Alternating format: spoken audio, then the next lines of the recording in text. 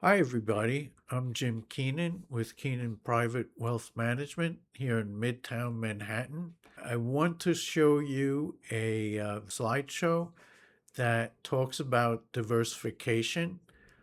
I recently came back from Hong Kong and Taipei giving a presentation in Hong Kong. So I showed them how diversification outside their markets would add return and reduce risk. What I'm showing you now is US market and diversifying outside US market to get higher relative returns with less risk. Okay, so this is a picture of me. I was quite young, just to give you an idea of how long on the ground experience I have. This was a presentation at the Hong Kong Club of Kowloon North. It was 1986. Don't question me if that guy in the middle is really me, but I'm quite young at that time. Okay, so why diversification? Diversification can mitigate risk and give a higher return. For instance, the S&P in 25 was down 12%. U.S. market surge in later in 25 was up 17%.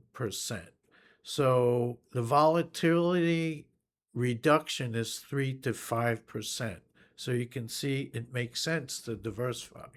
Okay, so the case for global allocation, it reduces the risk and widens out the currency and different areas of the world. Okay, so here we show that the global market is, of course, dominated by the US exchanges. And in the United States, of course, is the world's core allocation. And we beat other markets quite a bit in many different areas. Now, the Asia Pacific markets have the highest growth of any markets outside the US, and that includes Japan, which I actually studied with NYU in 1990. At that time, Japan was the second biggest market. Of course, now China is the second biggest. India, largest population growth. Australia, another economy. Singapore, South Korea, by the way, in 2025 had the highest rate of return of any country at 90%. So diversification makes sense. So as I mentioned, the Asia Pacific markets have some of the highest growth rates in the world. And you can see some of the growth rates, including India being the fastest growing economy. Okay, global fixed income. One of the most complicated markets is global fixed income. Of course, everybody knows about US Treasuries, global investment grade, and then emerging markets has some very good rates of return. For instance, I bought Bank of China at 90% less than it is now, and it pays a 4.5% dividend.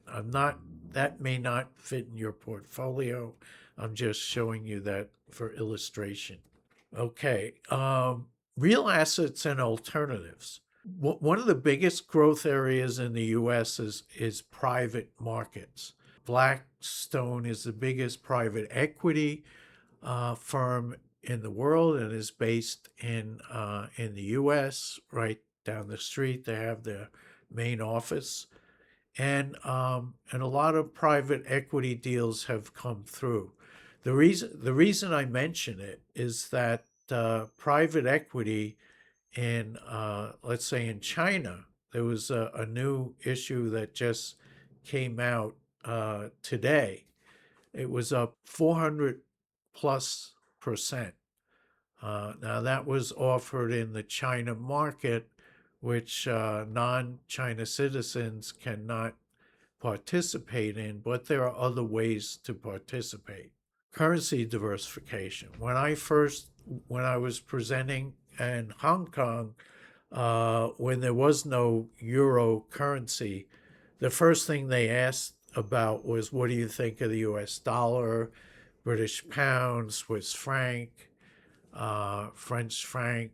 It was a diversified market. But as you can see, the US market dominates the currency market quite a bit. And Eurozone is the second biggest market. So you can also get diversification in currency markets. Okay. Now, looking at China, because now China is the second biggest economy in the world, um, China's ability to adapt, especially, and we'll look at AI and EV, is amazing. And the political environment, which I have studied, is different. And if you look at politics, for instance, in the U.S. versus China, there are many things you have to look at if you want to invest in China, because geopolitics, as we know, is the rule rather than the exception. And this does a great way of illustrating that. We're looking at the EV market for 2025.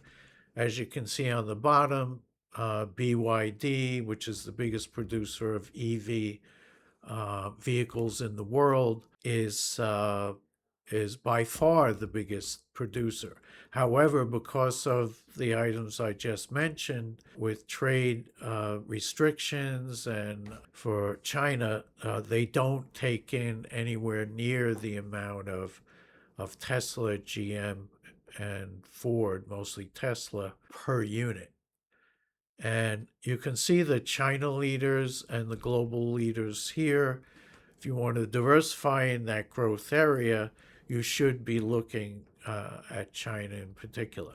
Now, another area that's very, very popular, of course, is the AI industry.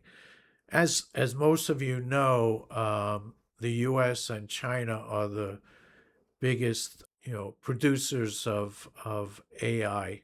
There's a lot you could talk about with this, but for instance, DeepSeek, which is one of the biggest in the world, is going to have a new issue coming out either the later part of this year or beginning of 27.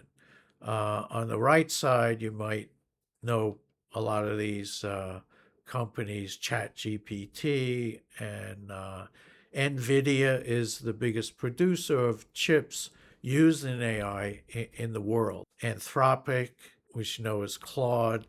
So this is a big growing market, and these are the two big countries that are involved in it. However, if you look on a purely fundamental accounting basis, most of the Chinese AI companies are selling much less than the global AI leaders in the US. Okay, so 3 lessons from 47 years. 47 years, that's a long time. Diversification is essential. Great opportunities exist outside US, in Asia in particular. Relationships matter more than forecasts. Okay, so one of the things I'm going to mention is this presentation is for illustrative purposes only. What I would suggest is you have you confer with a qualified investment advisor and see how some of these things that I mentioned would fit into your risk category. And with that, I bid you adieu and thank you for listening.